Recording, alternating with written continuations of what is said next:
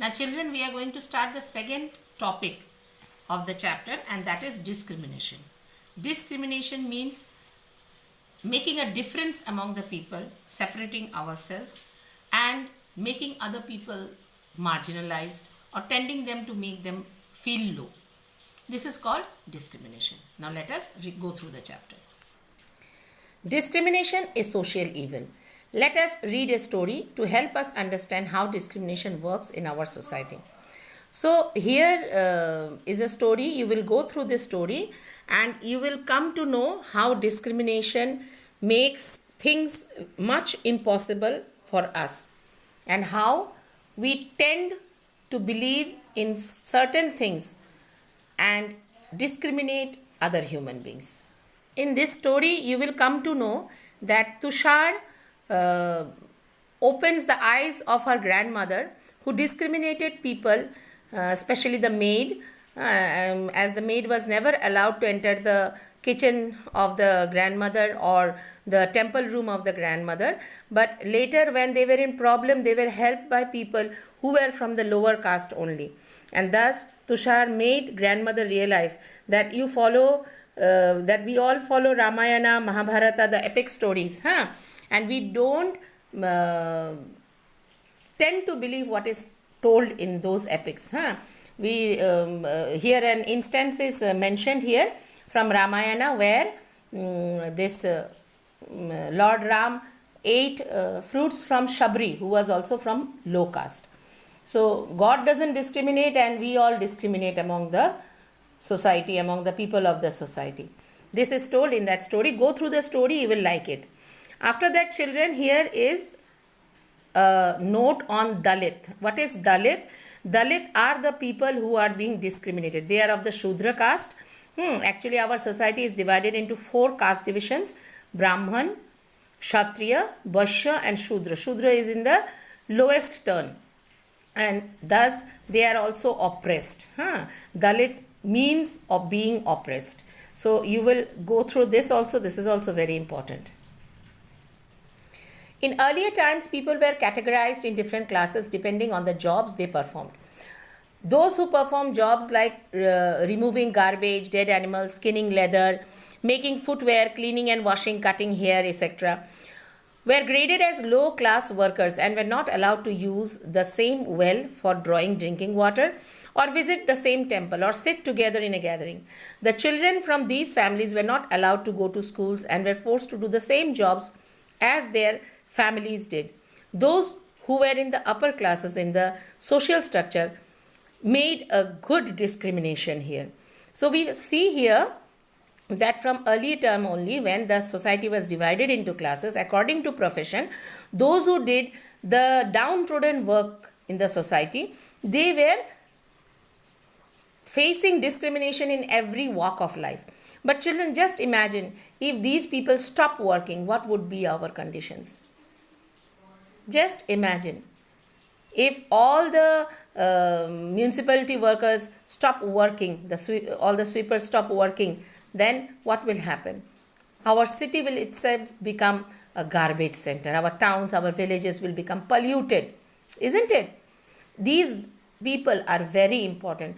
Even in this corona period, what we find in this pandemic period also, doctors and police are doing their work.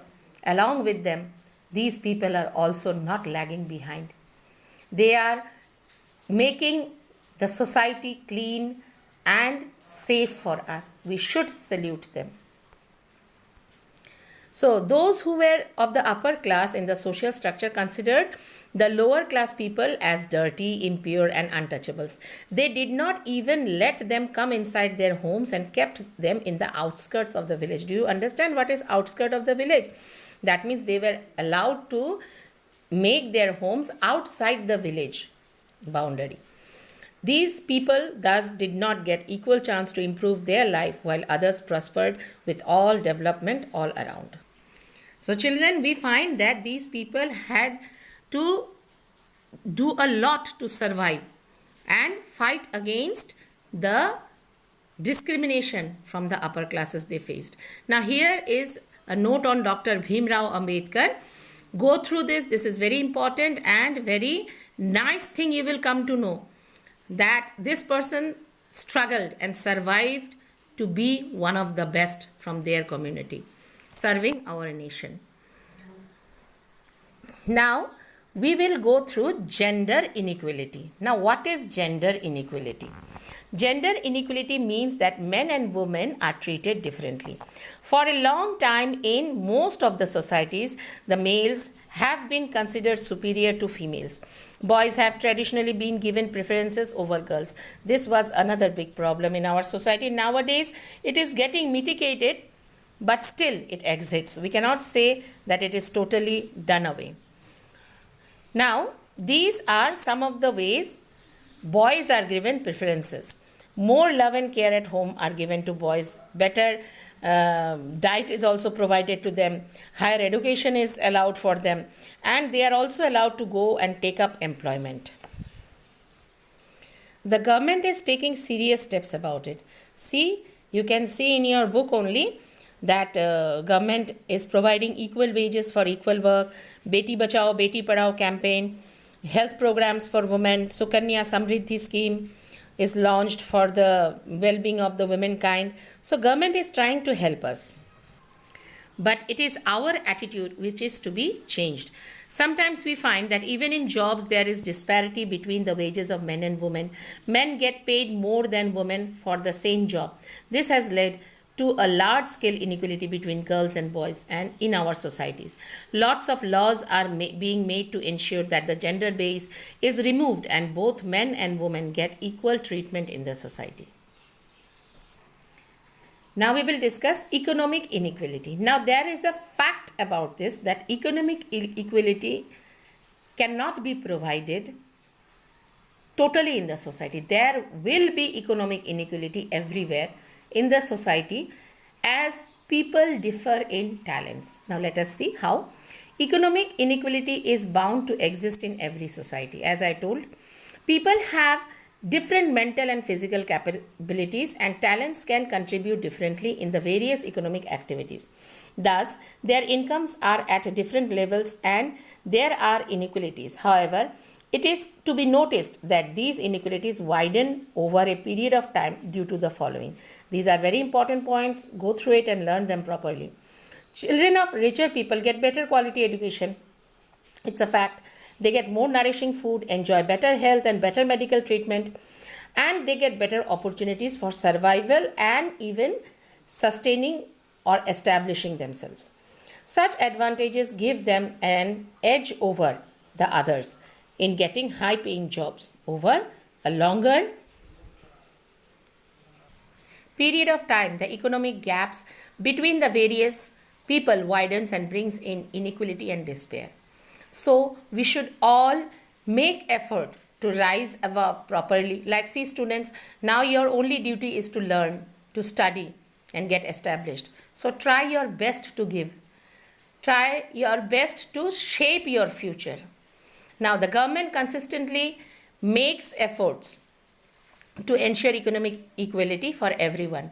Those who are deprived of opportunities in education, good health and money are cared for and given additional support so that the economic inequalities does not widen the economically weaker sections and they get a fair support for their living. However, despite all their efforts, economic inequality does remain in the society.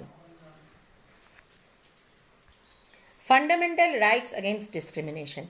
Keeping in mind the various forms of diversity in our country, provisions have been made in the Constitution to protect the weak and the marginalized. So, our Constitution, which is the guiding book of our country, it has made provisions for the weaker sections also.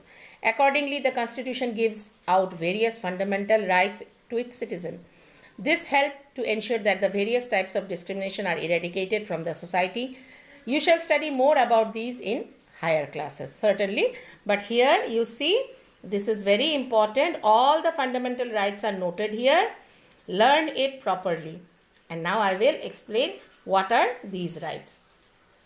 The first is right to equality. We are all equal. Right to freedom. This includes many things. Freedom of speech and many other. Right against exploitation. Nobody can exploit you. Cannot make any exploitation against you. Right to freedom of religion. You are free to choose any religion. Right to constitutional remedies. We can even make remedies in our constitution, but we cannot make it alone. We have to go through the parliamentary function. Cultural and educational rights. These are also our rights, that we can uplift our culture and our educational spirits. Discrimination is a social evil.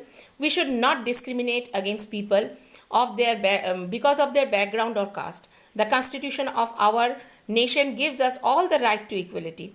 Every citizen is supposed to get equal opportunity to live, study, work, and earn living with respect and dignity. So, in our country, we all are promoted with such special rights that we can sustain ourselves. We as citizens are equal in the eyes of law. It is punishable offense to discriminate against people based on his caste or religion. Our constitution gives people the freedom to follow a religion of their own choice, celebrate festivals in the manner they wish to, use the language they are comfortable with. No one can compel them to use a particular language. This ensures that the people of our country thrive in diversity. This is why our Indian democracy is the most successful one. And people of so diverse culture, communication, then language, religion survive and thrive in this country. India is thus a secular country where people can practice their religion without any fear, base, or discrimination. We are expected to live in harmony as good citizens of the country. So, nobody can make any distinctions among us. Here you get a new word, BIAS, bias. You know what is the meaning? That means discriminating, thinking low, or forming an opinion of yourself on certain fake basis. Understood? While the right to freedom has been provided to us by the Constitution, it is our duty to ensure that we treat all human beings with dignity and respect. We should treat them as equal. Our country has a huge population of over, you can see the figure. You can see the figure properly here. Our Prime Minister proudly says 120 crore ki janta, hai na? So unfortunately, near 40% are illiterate due to lack of opportunities and discrimination.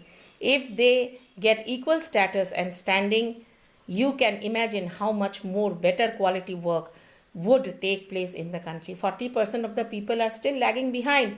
If we pull them up, the nation will develop in much more progress. We should therefore help those who did not get equal chance and opportunities so that they also earn their livelihood with dignity and lead a better life.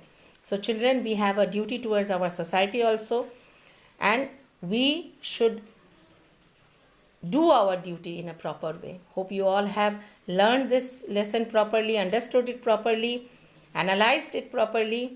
Thank you.